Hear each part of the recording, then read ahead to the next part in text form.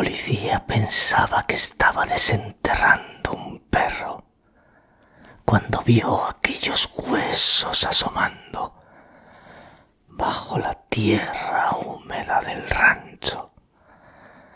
Luego apareció una mandíbula humana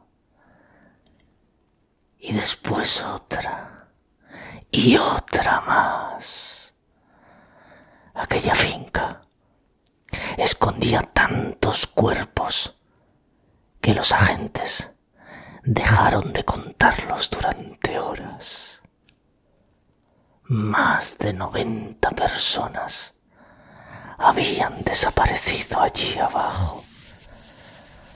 Mujeres jóvenes, adolescentes, bebés, seres humanos enterrados bajo gallineros, establos y montones de basura, como si jamás hubieran existido. No estamos hablando de una leyenda mexicana. No estamos hablando de un cuento para asustar niños. Estamos hablando de uno de los casos más atroces de la historia criminal de América Latina. Y lo peor es que quienes dirigían aquel infierno no llevaban máscaras. Iban a misa, rezaban y sonreían a sus vecinos.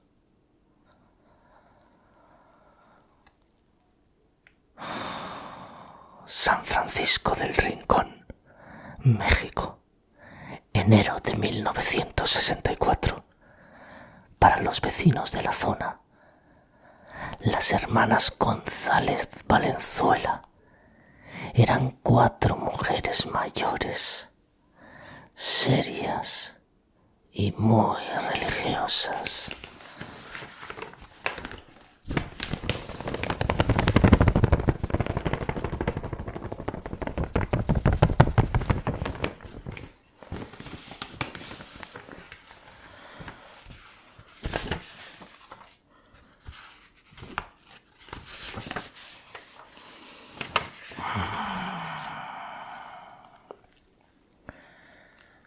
Vestían de forma recatada y acudían a misa con regularidad.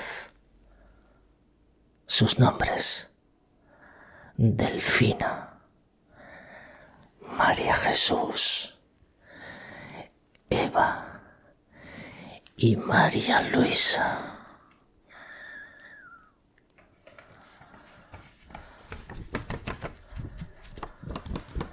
En el pueblo las conocían como las Poquianchis. Eran las dueñas de varios burdeles clandestinos, locales de adobe y suelo de tierra donde se vendía alcohol barato en mitad de la nada. Todo el mundo sabía que los negocios eran ilegales, pero nadie hacía preguntas. En el México rural de aquella época era mejor no mirar. Nadie sospechaba que detrás de esas paredes de adobe operaba una red de tráfico humano que duró casi 10 años.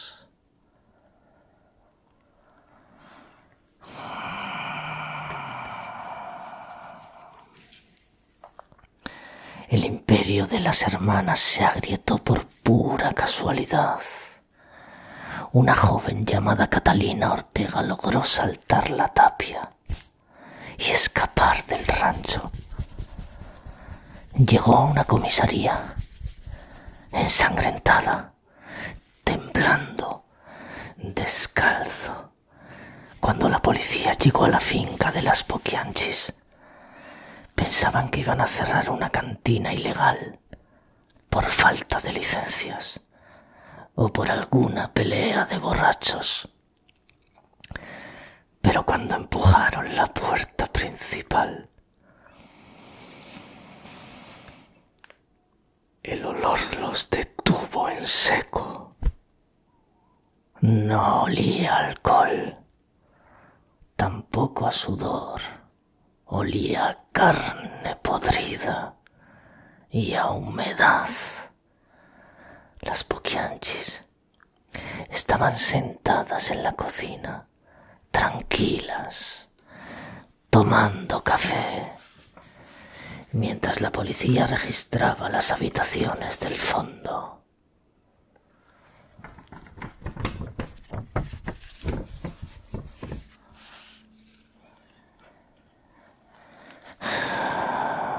El sistema de las hermanas era perverso. Mandaban a buscar chicas jóvenes a los pueblos más pobres de Jalisco y Guanajuato. Les prometían trabajo, una habitación, un sueldo, una oportunidad. Y para muchas familias, aquello sonaba a salvación. Pero en cuanto cruzaban la puerta del rancho, dejaban de pertenecerse. Les quitaban la ropa, les quitaban los zapatos, para que no pudieran correr por los espinos del monte. Hasta les quitaban el nombre. Si se negaban a trabajar, las encerraban en el cuarto oscuro. Una habitación sin ventanas donde pasaban días enteros sin probar el agua. Las alimentaban solo con tortillas duras y agua con sal para mantenerlas débiles. Otras recibían palizas delante del resto para que sirviera de ejemplo. Y cuando una mujer intentaba escapar, las demás también eran castigadas, porque el miedo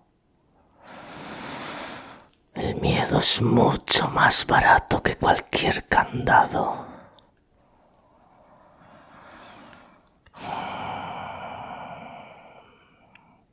Hay una parte de esta historia que resulta especialmente difícil de comprender. Cuando una de las chicas se enfermaba, tanto que ya no generaba dinero, cuando el hambre, los golpes o las infecciones la convertían en una carga, las hermanas decidían que ya había dejado de ser útil. Y una persona que no produce dinero deja de ser una persona, al menos para ellas. Delfina daba la orden y entonces comenzaba la espera. Algunas morían atadas a los postes del establo, otras morían abandonadas. A veces ni siquiera esperaban a que dejaran de respirar. Cuando la policía excavó el terreno, descubrió algo imposible de olvidar. 91 esqueletos. Estaban apilados unos sobre otros, cubiertos con capas de cal viva para intentar silenciar el olor de la descomposición. No había rituales, no había monstruos, no había demonios, solo 4 mujeres contando dinero mientras escuchaban morir gente detrás de una pared.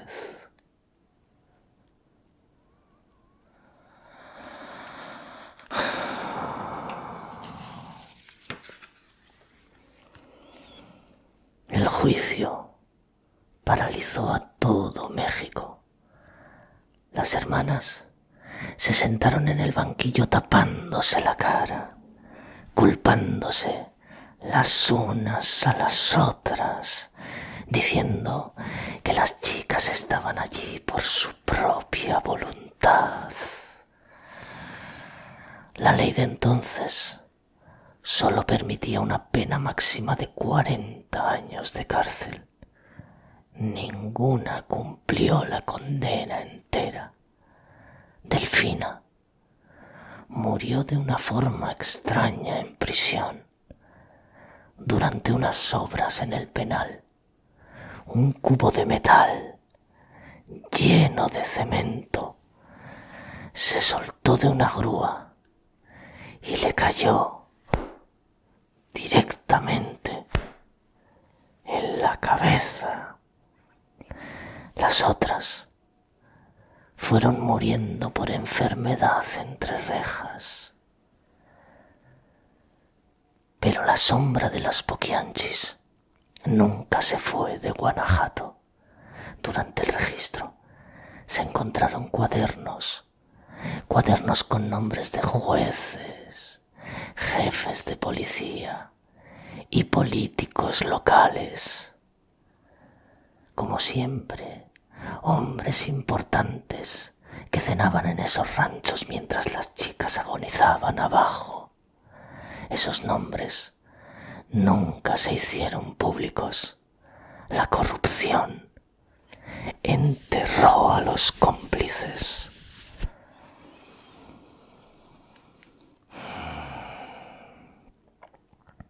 Hoy el rancho está abandonado. La vegetación ha cubierto gran parte de los edificios de adobe. El viento atraviesa habitaciones vacías donde antes hubo gritos, y la mayoría de las víctimas jamás recibieron justicia. Muchos padres de esos pueblos murieron sin saber qué había ocurrido con sus pobres hijas. En México todavía hay personas que pronuncian el nombre de las Poquianchis como si fuera una leyenda, pero no lo fue. Ocurrió de verdad, en pueblos reales, entre personas reales. Tú estás en tu habitación ahora mismo, con los auriculares puestos, creyendo que la oscuridad es solo un vídeo de internet para dormirte. No te confíes, porque los peores monstruos no viven en bosques encantados, no salen de la niebla, no esperan bajo tu cama, trabajan, hablan contigo, te saludan por la mañana de forma educada y a veces rezan sentados a tu lado en los bancos de la iglesia. Hay lugares donde la tierra nunca vuelve a quedarse quieta del todo y cuentan que cuando llueve con fuerza sobre algunos terrenos de Guanajuato, los huesos vuelven a aparecer.